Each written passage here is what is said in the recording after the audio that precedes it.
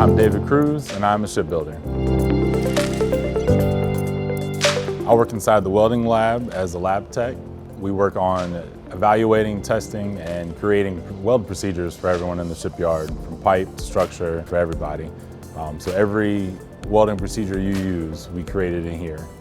So we build the greatest ships. We used to stick weld everything, and since we started back then till now, we've done nothing but improve our processes, going from manual to mechanized, and now we're trying to incorporate robotics in everything to ensure we stay the leader in shipbuilding.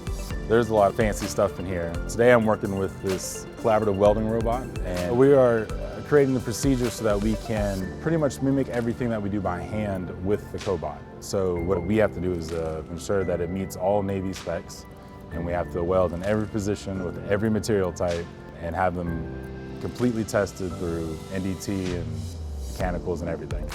You have to be a good welder first. You have to be a good tradesman first before you can even mess with the cobot. The cobot is only as good as the operator. So when you plot your points, you have to think like a welder. You have to set it up just right so that it will mimic what you would do by hand.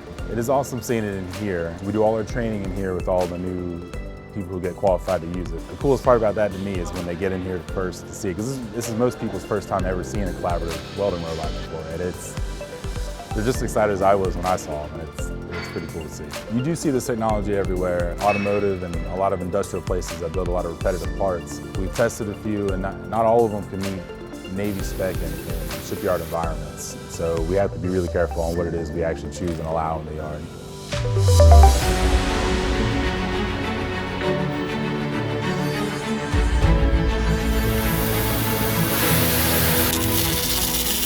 You're going to see these everywhere in the next decade, and we're trying to get it on the gantry here soon so we can roll it around over the jobs, and that'll make a lot of things go faster and easier. There's a lot of things that kept me going. First time I got to see a complete submarine kind of woke me up to how important it is, what it is I'm doing every day. I wanted to be better, and I wanted to make sure I contributed to putting that sub together in bigger and better ways. After welding for 10 years, you want to make it easier for everyone. I've always wanted to help everyone, so especially the welders. So that's why I wanted to be lab tech, to make sure that what we create makes it easier for them.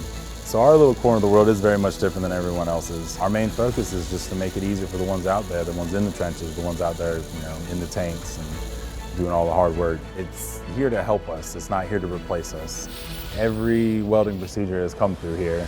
A lot has happened, and we're doing a lot of stuff now. We're gonna just keep the magic going. That's right. That's meets the present.